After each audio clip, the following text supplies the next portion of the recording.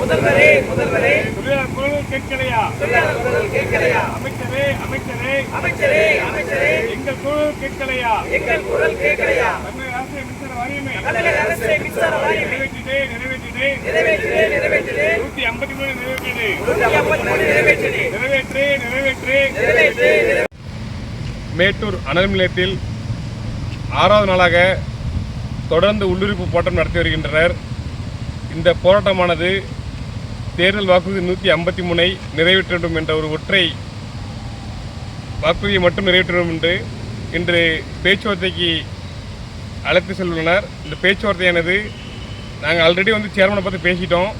சேர்மனை பற்றி பேசாமல் இருந்தோம்னா இந்த ஒரு தேர்தல் வாக்குறுதி இல்லாமல் மற்ற கோரிக்கைகளான photo ID pass, weekly wages plus salary slip, இது போக அந்த பிடபிள்யூடி செட்டில்டு 587 சம்பளம், இதை மட்டும் தான் என்னால் நிறைவேற்ற முடியும்னாங்க.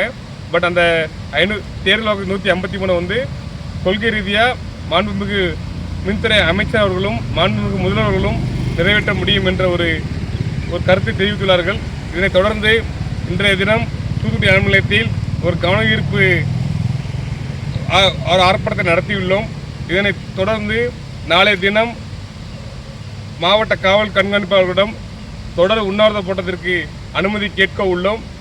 இது மறுக்கும் பட்சத்திலும் இந்த போராட்டமான தொடரும். மாண்புமிகு மின்துறை அமைச்சர்கள் மௌனம் காப்பது ஏன்? பல போராட்டங்கள் நடத்தியும் பல துறைகளில் பேச்சுவார்த்தைக்கு அழைத்துள்ளனர். ஏன் சாம்சங் தொழிலாளர்கள் கூட மாண்புமிகு முதல்வர்களை சந்தித்து பேச வைத்துள்ளார்கள். அதே போன்று மின்வாரிய ஒப்பந்த தொழிலாளர்கள் ஏன் அழைக்கவில்லை? மின்துறை அமைச்சர்கள் அழைக்காத பட்சத்தில் நாளைய தினம் 38 மாவட்ட விநியோக ஒப்பந்த தொழிலாளர்களும் அந்தந்த மேற்பார்வை பொறியாளர், தலைமை பொறியாளர் அலுவலகங்களில் காத்திருப்பு போராட்டத்தை நடத்த உள்ளனர் என்பதை தெரிவித்துக் கொள்கிறேன். பாலச்சந்தர், மாநில பொதுச்செயலாளர், ஜிடிசிஎல் யூனியன்.